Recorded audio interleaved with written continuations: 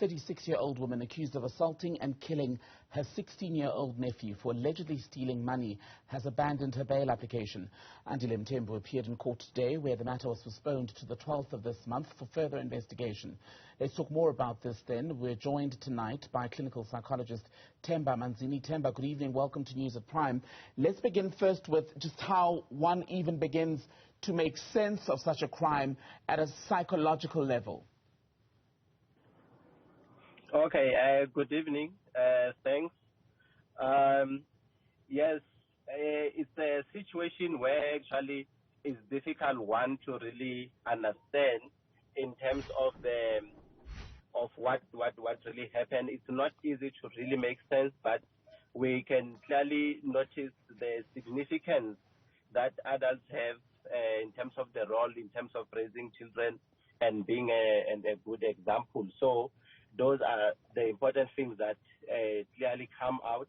It is not an easy situation to really understand, because there's a lot of questions that need to be taken into consideration.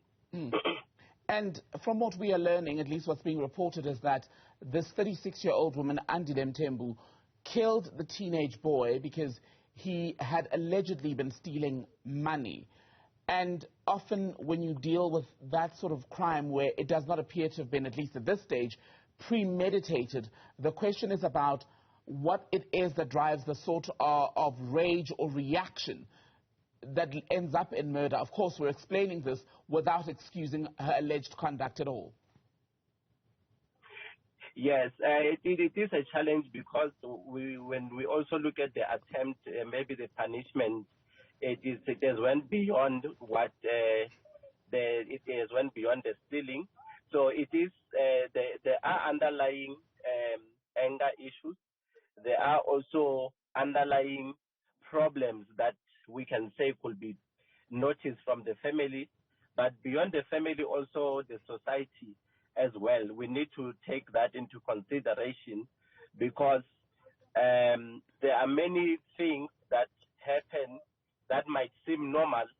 For example, for a situation like this, we can say it was corporal punishment that has just been exaggerated. But corporal punishment, it is a challenge on its own. So these are things that we might think that are legal, but it becomes a challenge when there's no moral regulation, and also looking at how the family deals with problems or issues. It is also exposed, but this is a challenge that we do not really want to see in families. We do not want to see in societies.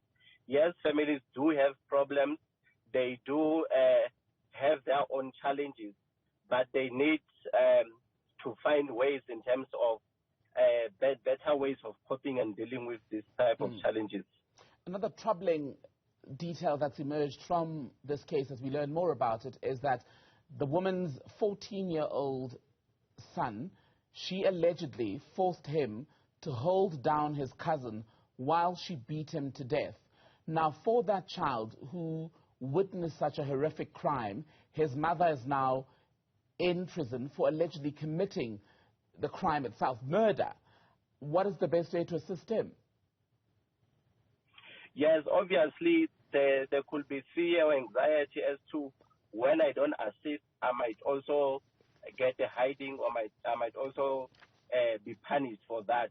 So there's anxiety, there is confusion, and it might seem to have went overboard. So for the 14-year-old to notice such a traumatic and horrific experience, it becomes a serious problem, and can lead to many psychological problems.